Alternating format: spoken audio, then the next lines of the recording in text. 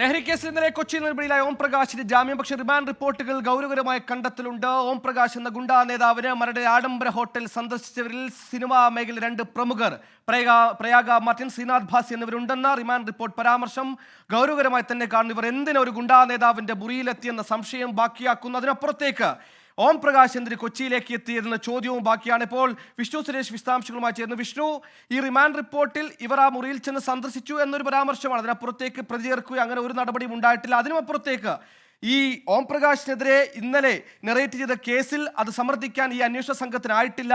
Cocaine കണ്ടെത്തിയെന്ന് പറയുമ്പോൾ കോടതിയിലെത്തുമ്പോഴേക്കും cocaine cover മാത്രമാകുന്നു. ഇത്രയും കുപ്രസിദ്ധയായ ഒരു ഗുണ്ടയെ പിടികൂടുമ്പോൾ അതിനെ സമർത്ഥിക്കാൻ പാകത്തിലുള്ള തെളിവുകളടക്കം ഹാജരാക്കുന്നതിൽ പോലീസിന് വീഴ്ച സംഭവിച്ചു എന്നുകൂടി മനസ്സിലാക്കേണ്ടതല്ലേ വിഷ്ണു?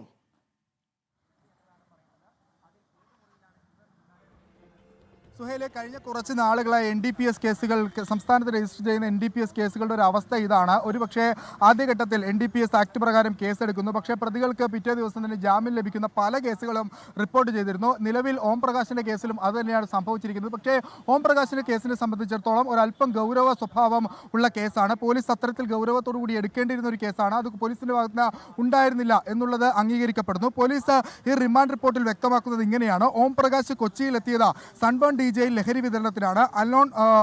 അലോൺ വോക്കറുമായി ചേർന്ന് സൺബേൺ DJ പാർട്ടി നടത്തിയത് ഇന്നലെയാണ് കൊച്ചിയിൽ. ഈ DJ പാർട്ടിയിൽ ലഹരി വിതരണം ചെയ്യാൻ ഓം പ്രകാശ് എത്തി എന്നുള്ളതാണ് ഈ റിമാൻഡ് റിപ്പോർട്ടിൽ പറയുന്നത്. അതായത് പോലീസിന് വ്യക്തമായ ധാരണയുണ്ട് ഇയാൾ ലഹരി കച്ചവടത്തിന് വേണ്ടി അല്ലെങ്കിൽ ലഹരി വിതരണത്തിന് വേണ്ടി കൊച്ചിയിലേക്ക് എത്തിയതാണ്. ഇന്നലെ നടന്ന DJ പാർട്ടിയിൽ പങ്കെടുക്കുന്ന ആളുകൾക്ക് ലഹരി നൽകാൻ വേണ്ടി എത്തിയതാണെന്ന് ഈ റിമാൻഡ് റിപ്പോർട്ടിൽ പോലീസ് വ്യക്തമാക്കുന്നുണ്ട്.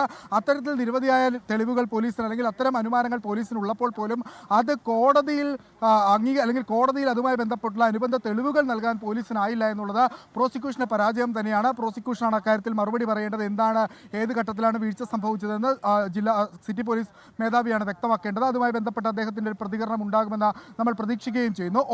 അതിനോടൊപ്പം തന്നെ ചേർത്ത് വായിക്കേണ്ട ഒരു പ്രധാനപ്പെട്ട കാര്യമാണ് ഈ റിമാൻഡ് റിപ്പോർട്ടിൽ പറയുന്ന ഈ ശ്രീനാഥ് ഭാസിയുടെയും പ്രയാഗ മാർട്ടിൻ്റെയും പേരുകൾ. ആ പേരുകൾ നേരത്തെ സുഹേൽ സൂചിപ്പിച്ച പോലെ തന്നെ അവർ പ്രതി ചേർക്കപ്പെട്ടിട്ടില്ല.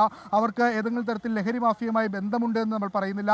അവർ ഏതെങ്കിലും തരത്തിൽ മറ്റ് പ്രവർത്തനങ്ങൾ, സാമൂഹിക പ്രവർത്തനങ്ങൾ ഏർപ്പെട്ടിട്ടുണ്ട് ഒന്നും പോലീസോ പറയുന്നില്ല, നമ്മളോ പറയുന്നില്ല. പക്ഷേ അപ്പോഴും ഒരു ചോദ്യം ഉയരുന്നത് ഈ നൊട്ടോറിയസ് ക്രിമിനലായ ഓം പ്രകാശിൻ്റെ മുറിയിൽ ഏത് സാഹചര്യത്തിൽ എന്തിനു വേണ്ടിയാണ് സിനിമാ മേഖലയിലെ 2 യുവതാരങ്ങൾ എത്തിയത് എന്നുള്ള ഒരു സ്വാഭാവികമായ ചോദ്യം ഉയരുന്നുണ്ട്. ആ ചോദ്യത്തിന് മറുപടി പറയേണ്ടത് ഇവർ രണ്ടുപേരുമാണ്. ശ്രീനാഥ് ഭാസി എറണാകുളത്ത് തന്നെ ഉണ്ട്. പക്ഷേ അദ്ദേഹത്തെ ഫോണിൽ ലഭ്യമാക്കുക എന്നുള്ളത് ഒരു ശ്രമകരമായ ദൗത്യമാണ്. അദ്ദേഹത്തിൻ്റെ ഭാഗത്ത് നിന്ന് പ്രതികരണം ഉണ്ടാകുമോ എന്ന് അറിയുകയുമില്ല.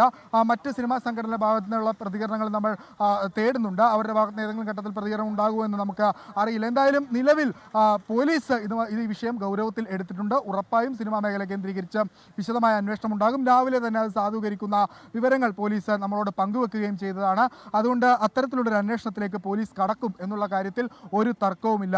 സുഹൈല്, ഗൗരവം പുലർത്തുന്ന ഒരു സ്വഭാവമുള്ള കേസാണ്. അതിൽ ഏറ്റവും പ്രധാനപ്പെട്ടത് ഓം പ്രകാശിന് ജാമ്യം ലഭിച്ചു എന്നുള്ള വസ്തുത അവിടെ നിലനിൽക്കുമെങ്കിലും അതിൻ്റെ ഗൗരവ സ്വഭാവം വർദ്ധിപ്പിക്കുന്നത് പോലീസിൻ്റെ റിമാൻഡ് റിപ്പോർട്ട് തന്നെയാണ്.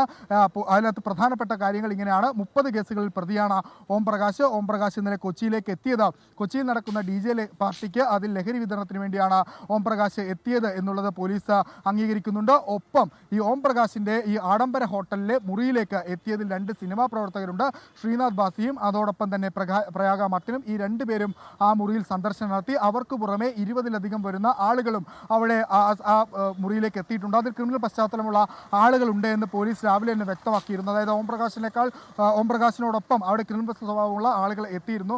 പോലീസ് എത്തുന്നതനുസരിച്ച് അല്ലെങ്കിൽ പോലീസ് എത്തിയത് അറിഞ്ഞ് അവർ അവിടെ നിന്ന് പോയി. അവരെ അന്വേഷിച്ച് കണ്ടെത്താനുള്ള ശ്രമം പോലീസിൻ്റെ ഭാഗത്ത് പുരോഗമിക്കുന്നു എന്ന് പോലീസ് വ്യക്തമാക്കുകയും ചെയ്തിട്ടുണ്ട്. അപ്പോഴും ഗുരുതരമായി മുഴച്ചു നിൽക്കുന്ന പേരുകൾ ഈ 2 പേരുകളാണ്.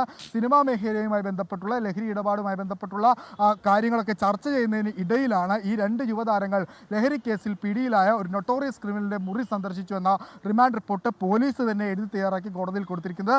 അതുമായി ബന്ധപ്പെട്ട് വിശദമായ അന്വേഷണം നടക്കണം എന്നുള്ളത് അടിസ്ഥാനപരമായ ഒരു ആവശ്യം കൂടിയാണ്. അതിൽ പോലീസ് സ്വീകരിക്കുന്ന നിലപാട് നിർണായകമായിരിക്കും. സിറ്റി പോലീസ് കമ്മീഷണർ ഭാഗത്തു നിന്നൊക്കെ അതുമായി ബന്ധപ്പെട്ടുള്ള പ്രതികരണം വരും മണിക്കൂറിൽ ഉണ്ടാകുമെന്നാണ് നമ്മൾ പ്രതീക്ഷിക്കുന്നത്. സുഹൈൽ.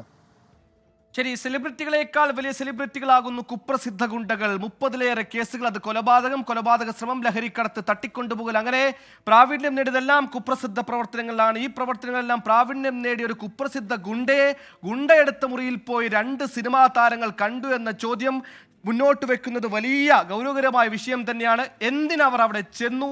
ഇത്തരത്തിൽ സിനിമ ലഹരിക്കടത്ത് മാഫിയ നെക്സസുകൾ എന്ന ആരോപണത്തെ ശക്തിപ്പെടുത്തുന്ന ഈ ആരോപണത്തിൽ കൃത്യമായ അന്വേഷണം നടക്കേണ്ടതുണ്ട്. അതിനപ്പുറത്തേക്ക് ഇന്നലെ ഡി ജെ പാർട്ടിയിലേക്ക് മയക്കുമരുന്ന് വിതരണം ചെയ്യപ്പെട്ടു. അത് വിതരണം ചെയ്തത് ഓം പ്രകാശിന്റെ നേതൃത്വത്തിലാണെന്ന സംശയം കൂടി ബലപ്പെടുന്നു. ഈ ഘട്ടത്തിലും ഓം പ്രകാശിന് ജാമ്യം കിട്ടുന്നു എന്ന വസ്തുത നമുക്ക് മറച്ചു വെക്കാനാകില്ല. വാർത്തയിലേക്ക് തിരികെ വരാം.